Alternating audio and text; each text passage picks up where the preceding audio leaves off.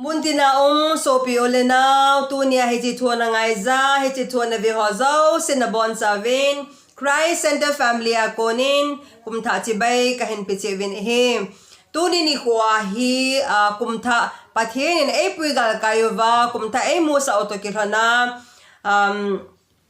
Nakim Navel Navet Jing Lhah te ding hi mi na ikim ivet jinga hi le irum manga iru te ding hi ti topic mang chai pha cham chai na khodum khom ki diu kanomin he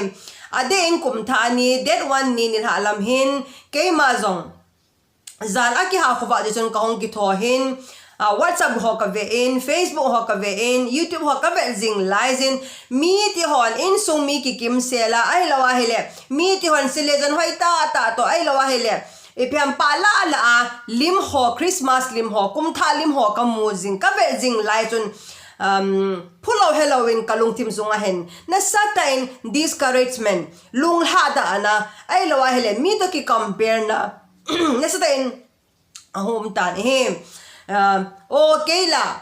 kumtha in song an honin nele cha semin ka boy jengin kaji ka sa tong lim kilaman lo zen ka omin min la hitaba hin ko aman nop dan kumtha aman nop dan hiti chu kalung tim songa hin na sa ta in ibiham discourage na kan ahum tan hem kalung ge ano mo ma jengin hitaba nga Facebook ho WhatsApp ho YouTube ho ka vel lai sun kalung tim hi anom the mo mong tapon hitilai ta pathenin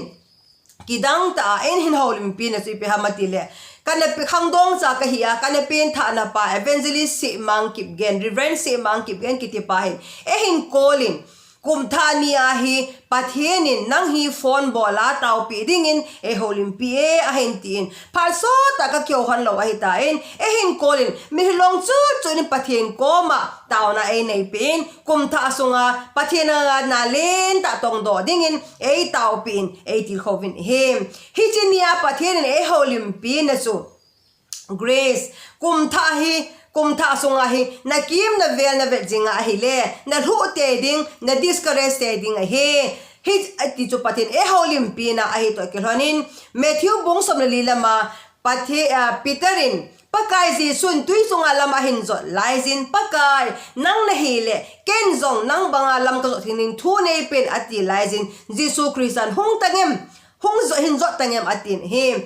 chilai ta chun Peter zong Jesu Christa avezang kesin Jesu Christa a focusing lai chun tui pi chunga lama hin zo in thilma gidang ahin huwa alungin ahin la hi Jesu Christa ana focus na Jesu Christa ave jing na pa so Allah do akim avel azet ave avet chun tui kinong ho ahin mutain hui hat ho ahin mutain ahile aki ahong chain ahong discouraging tui la lumang dingin omtan hi chi pha chun pakai nei hutan ati laizin Jesu Christan ana hu toin hi chi thu hin na sa ten Peter chung jangin hi chi kum thani chun pathin atha ben ein holim pin so pi tu ni nang le ke zong mi hi ja chu kum tha hi Peter banga so ipiham ikimi vel ivet jinga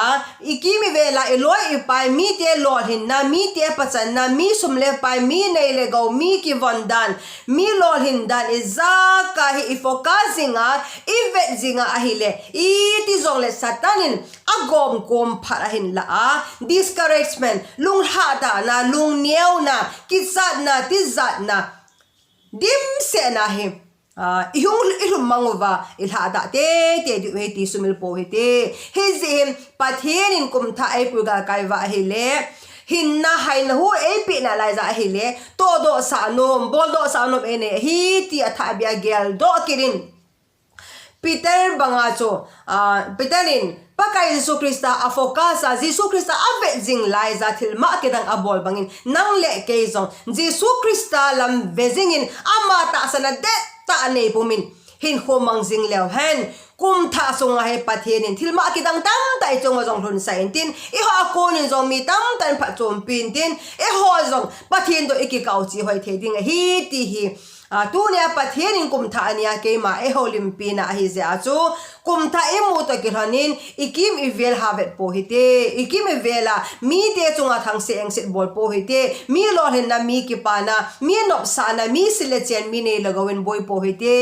huti han lang hile ilha da de ilha mang de irum mang di wa hi em ahin la Jesu Krista lam ka jingin ama ta sana de ta nei pumin ama akonin imit lamang lawin lam zo jingu hite huti han lang le kumlun ting le pathin lo pin na sata isim the tu he ti hi a chai na dinga isai do no mo hen den sakol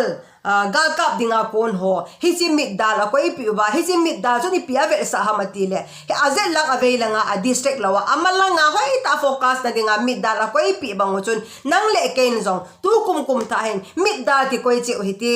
mit dal zo taw na le Bible sim to taw na le Bible simahin Jesu Krista focus le han iti zong le pathin lo pina imute te di heti hi a chai ding ai se do no mo hin tin pathinin hi chi thua na ngai ho zo se kum tha hi Jesu Krista vezang ke Jesu Krista focus a ikim ivel via tui kinong ho via mi pasan na mi lol hin na mi no sa ho via disgrace loading in atha aben pa kai men ikitem ki ben he ka ki pa amen.